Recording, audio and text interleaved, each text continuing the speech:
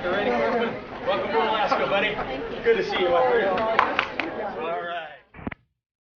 And Juno Tower, November 316 Bravo Romeo, ready at 26 Echo.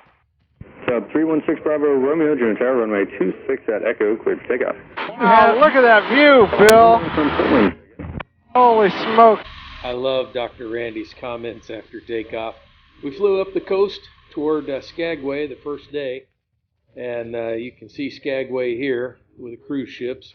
Went to the Red Onion Saloon, which the walls are lined with bedpans. Thought Doc might get a kick out of that. And then over to Haines, where we met George Campbell's lovely wife and saw his strip. Over the mountains on the way home, got to see some absolutely stunning scenery. This clip is cut short. And then the next day, flew into Turner Lake, shown here. Really, really pretty lake, fairly near Juneau. There's Doc Randy in a hero shot on Turner Lake. Did a little fishing, didn't do so good there. And then went on over to Baranof Lake for the overnight. Talk about glassy water there.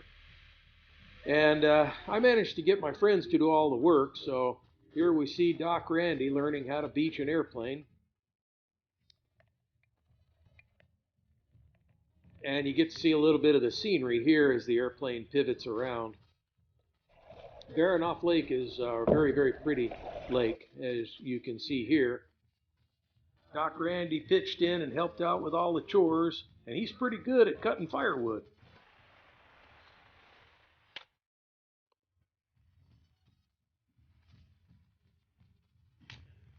Hey, Bill, we got some firewood. After staying at the Baranof cabin, we went to the Baranof Hot Springs, took a bath and sure enjoyed that, went into Petersburg, and then flew to Jim's Lake cabin for the overnight. You can see the weather was a little bit low, and Doc Randy's getting pretty good at beaching the airplane at this point. And here's a quick view of Jim's Lake cabin. We went fishing in Jim's Lake and caught a bunch of fish.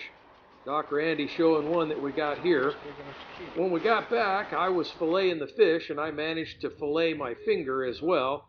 Thankfully, I had a doctor on board. So Doc Randy ended up doing the cooking since I was on the injured reserves list. My excuse anyway. The next day, we went to Sitka and had a great visit with George, and a beautiful flight back to Jim's Lake again for the overnight.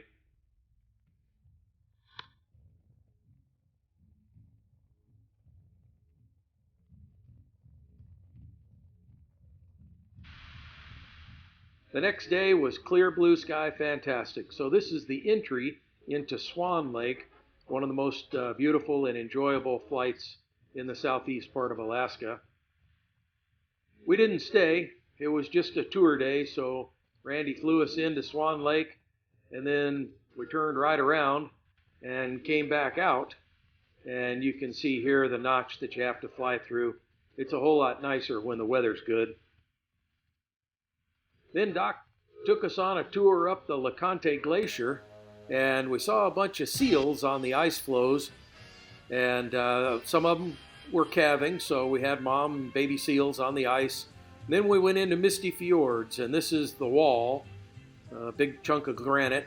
This is Punch Bowl Lake, because it does sit pretty much in a granite bowl, little island in it. And then over to Big Goat Waterfall, and then finally Big Goat Lake behind the waterfall shown here. On the other side of this lake, we dropped straight down into Wilson Lake, a real pretty lake there. And then after flying around and taking a tour, we went into the Southeast Heckman cabin and stayed there for the overnight. Beautiful cabin with a nice dock and a pretty low entry, so it made it fairly easy to get Doc Randy back into Juneau. Did a little fishing. Here's Doc Randy with a beautiful rainbow trout, and you'll note that he's doing the filleting now. We had a great trout dinner, little surf and turf, sausage, beans, and trout. Well, getting these fires going in Alaska is no fun. I've been rubbing two sticks together for like 3 hours, and there ain't no fire coming out of it. But it's coming along. We're staying warm. Awesome. Look at that. Now there's an Alaska fire for you right there. I had a great time flying with Dr. Randy Corfman. We had a fantastic Alaska adventure, and I certainly look forward to flying with him again. Safe travels home, my friend.